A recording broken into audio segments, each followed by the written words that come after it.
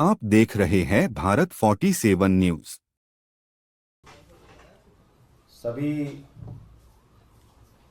पत्रकार बंधुओं को नमस्कार। आपको याद होगा जब मैं जेल में था और अपनी एक कोर्ट की तारीख पे आया था तो मैंने एक बयान दिया था, जबकि मैं पुलिस के घेरे में था, मुझे रोका गया था कुछ भी बोलने से। बावजूद इसके मैंने एक बयान दिया था कि अरविंद केजरीवाल के खिलाफ गहरी साजिश और षड्यंत्र चल रहा है। उस समय कई बार मेरे बयान पे लोगों ने आपत्ति की थी कि ये कैसे ये बात कह रहे हैं, लेकिन मैं जानता हूं भारतीय जनता पार्टी की जो कार्य पद्धति है, बीजेपी के नेता जिस तरह से काम करते हैं, वो किसी की जान लेने की हद तक उतर जाते हैं और किसी की भी जान लेने की हद तक अपने षड्यंत्र और साजिश को रचते हैं। और अब जो कार्रवाई लगातार अरविंद केजरीवाल के खिलाफ चल रही है, मैं पूरी जिम्मेदारी और चिंता के साथ ये बात कहना चाहता हूं, अरविंद केजरीवाल के परिवार की चिंता के साथ ये बात कहना चाहता हूं, आम आदमी पार्टी के एक कार्यकर्ता की चिंता के साथ ये बात कहना चाहता हूं, और दिल्ली के 2 करोड़ लोगों की चिंता के साथ ये बात कहना चाहता हूं कि अरविंद केजरीवाल के खिलाफ गहरी साजिश रची जा रही है और उनके साथ किसी भी तरह का हादसा जेल के अंदर हो सकता है। किसी भी तरह का जेल के अंदर हादसा हो सकता है, क्योंकि एक निर्वाचित 3 बार के निर्वाचित मुख्यमंत्री के साथ जिस तरह से आतंकियों जैसा व्यवहार किया जा रहा है, आतंकवादियों जैसा व्यवहार किया जा रहा है, वो आप सब खुलेआम देख रहे हैं। उनकी पत्नी को उनसे आतंकवादियों की तरह मुलाकात कराई जाती है। पंजाब सूबे के एक मुख्यमंत्री को उनसे आतंकवादियों की तरह मुलाकात कराई जाती है। और तो और अरविंद केजरीवाल के मामले में ईडी के अधिकारी हों, एलजी के ऑफिस के अधिकारी हों या जेल प्रशासन के अधिकारी हों, ये मिलकर उनके बारे में रोज षड्यंत्रपूर्ण खबरें मीडिया में देते हैं। फिर से मैं दोहरा रहा हूं, षड्यंत्रपूर्ण साजिशन, गहरी साजिश के तहत जेल के प्रशासन, एलजी ऑफिस के अधिकारी और ईडी के अधिकारी मिलकर मीडिया में बाहर भ्रामक और झूठी खबरें फैलाते हैं। जेल के नियमों के मुताबिक किसी भी कैदी के बारे में उसके स्वास्थ्य से संबंधित, उसके खान-पान से संबंधित किसी प्रकार की कोई जानकारी आप सार्वजनिक नहीं कर सकते। मैं पूछना चाहता हूं, ईडी ने कल किस अधिकार से अरविंद केजरीवाल के झूठे डाइट चार्ट को मीडिया में प्रचारित करवाया? इसके पीछे की क्या साजिश है? क्या आप किसी बहाने से जहर देने की साजिश कर रहे हैं? किसी बहाने से मारने की साजिश कर रहे हैं? क्या करना चाहते हैं क्या आप? क्योंकि जो कल आपने प्रचारित किया वो सरासर झूठ था, बेबुनियाद था। मैं पढ़ के बताता हूं। पहली बात तो यह कि अरविंद केजरीवाल जी शुगर के मरीज हैं, डायबिटिक हैं, आज से नहीं 30 साल से इंसुलिन लेते हैं। मीडिया के बड़े बड़े पत्रकार, रिपोर्टर जो भी उनसे थोड़ी सी उनके बारे में जानकारी रखते होंगे, वो सब ये जानते हैं कि अरविंद केजरीवाल इंसुलिन लेते हैं।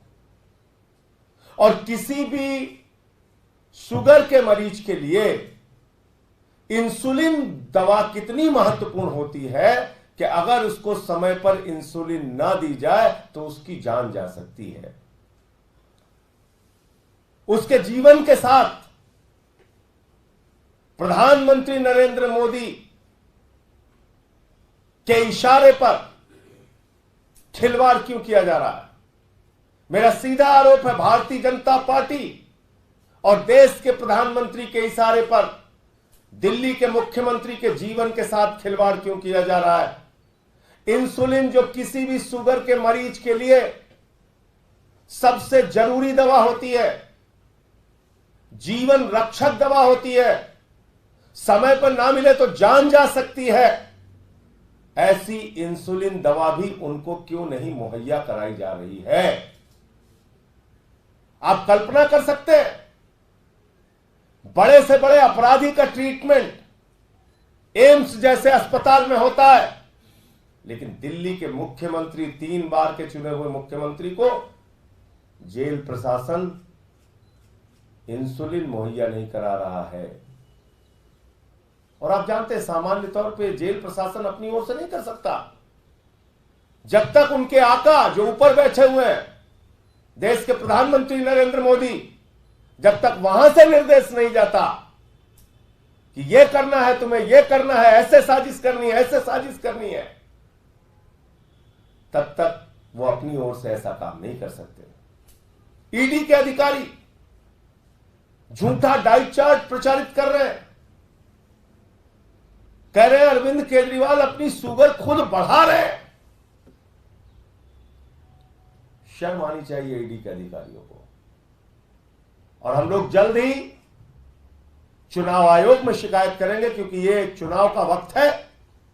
हमारी पार्टी के नेता को बदनाम करने के लिए जेल प्रशासन के जो जो अधिकारी शामिल हैं इस साजिश में, एलजी ऑफिस के जो जो अधिकारी शामिल हैं इस साजिश में, ईडी के जो अधिकारी इस साजिश में शामिल हैं, अरविंद केजरीवाल की जिंदगी और जीवन के साथ खिलवाड़ करने की साजिश में जो लोग शामिल हैं, उनके विरुद्ध निलंबन की कार्रवाई की जाए, उनके विरुद्ध सख्त प्रशासनिक कार्रवाई की जाए। हम चुनाव आयोग से मिलकर और भारत के राष्ट्रपति से मिलकर इसकी भी मांग करेंगे। आपने मजाक बना रखा है, आप कुछ भी करेंगे, इंसुलिन की दवा नहीं देंगे। एक आदमी की जिंदगी के साथ आप खिलवाड़ कर रहे हैं, मजाक उड़ा रहे हैं। मैं पढ़ के सुनाता हूं उनकी शुगर की रिपोर्ट।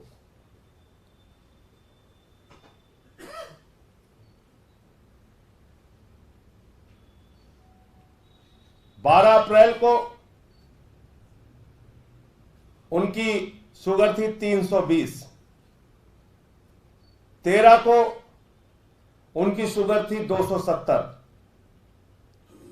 14 को उनकी शुगर थी 300, 15 को उनकी शुगर थी 300, 16 को उनकी शुगर थी 250, 17 को उनकी शुगर थी 280। ये उनकी शुगर की रिपोर्ट है, जो अपने परिवार से बातचीत के दौरान वो बताते हैं। उनको आप जानते हैं पैच लगा हुआ, जैसे मैं जेल में था मुझे पैच लगा हुआ था। शुगर के लिए हमेशा उसकी मॉनिटरिंग की जा सके, इसके लिए कोर्ट से मुझे भी ऑर्डर हुआ था, उनके पास भी है। किसी भी समय वो अपनी शुगर चेक कर सकते हैं। इसके बावजूद आप उनको क्यों नहीं दे रहे हैं इंसुलिन? यह आपराधिक कृत्य है। यह अरविंद केजरीवाल की जिंदगी के साथ खिलवाड़ करने की प्रधानमंत्री और उनके कारिंदे जितने भी हैं उनके साथ मिलकर एक गहरी साजिश है। और जल्द ही चुनाव आयोग से मिलके, भारत के राष्ट्रपति से मिलके उन तमाम अधिकारियों के खिलाफ जो इस साजिश में शामिल है अरविंद केजरीवाल के खिलाफ, उनके खिलाफ निलंबन की कार्रवाई की जाए, ऐसी हम लोग मांग करेंगे। ये चुनाव का वक्त है, आप हमारे पार्टी के नेता को रोज रोज बदनाम करेंगे झूठे बेबुनियाद आरोप लगा के। मैं तो 6 महीने जेल में रह के आया हूं। मैं बता सकता हूं किसी की निजी जानकारी आप सार्वजनिक कर रहे हैं, वो भी झूठी जानकारी, झूठी जानकारी। और ईडी तो मतलब 10 कदम आगे बढ़ गई है। जिस मामले में न्यायालय में मामला विचाराधीन है, जिस याचिका पे, जिस एप्लीकेशन पे न्यायालय का फैसला नहीं आया, उसको ईडी सार्वजनिक कर रही है। तो मैं फिर दोहरा रहा हूं, मोदी सरकार के इशारे पर अरविंद केजरीवाल की जिंदगी के साथ खिलवाड़ करने की गहरी साजिश रची जा रही है।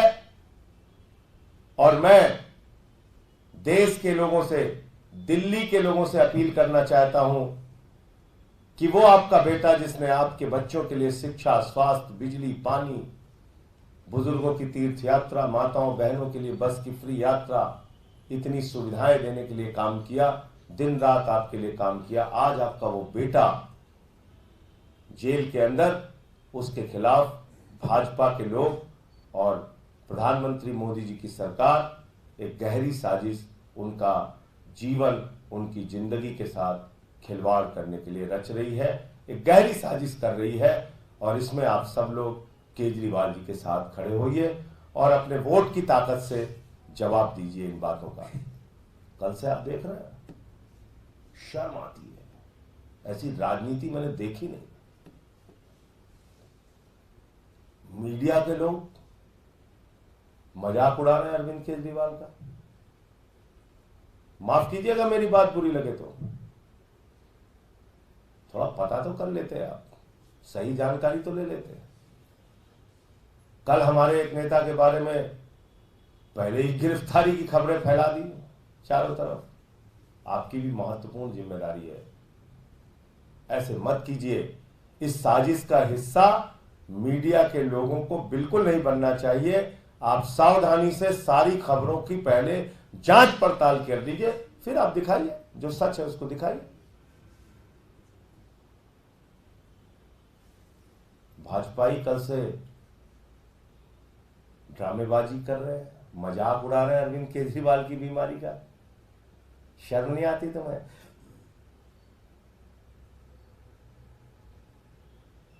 बहुत वरिष्ठ नेता हैं जेपी नड्डा जी, हमारे साथ राज्यसभा में हैं, और भी बहुत सारे नेता हैं बीजेपी के, पता कर लीजिएगा। उनको भी, खुद गृह मंत्री अमित शाह जी से पूछ लीजिएगा, वो भी डायबिटिक है, शुगर के मरीज है, पूछ लीजिएगा क्या हालत होती है। मैं खुद 6 साल से डायबिटिक हूं। ऐसे मजाक मत उड़ाओ, पूरा देश आप लोगों को देख रहा है, क्षमा नहीं करेगा आपको। ऐसे मजाक मत उड़ाइए।